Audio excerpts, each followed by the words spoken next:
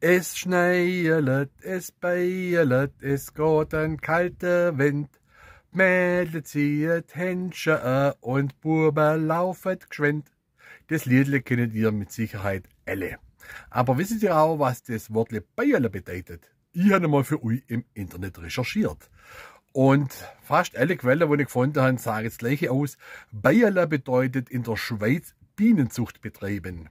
Also kann man das so deuten, dass wenn die Schneeflocken um einen rumschwirren, das aussieht, wie wenn Bienen um einen herum schwirren.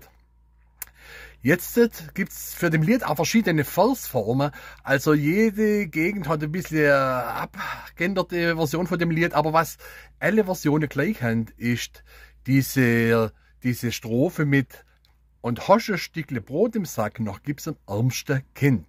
Jetzt muss ich aber heutzutage aufpassen, dass der da jeder Kind verwischt, wo vielleicht eine Glutenallergie hat oder Weizenallergie oder sonst eine Allergie. Deshalb würde ich empfehlen, dass er lieber und gescheiter einen Äpfel, eine Banane oder eine gelbe Riebmittel rumschläuft, weil dann kann er auf Nummer sicher. Macht's gut, bis zum nächsten Mal. Tschüss und Ade.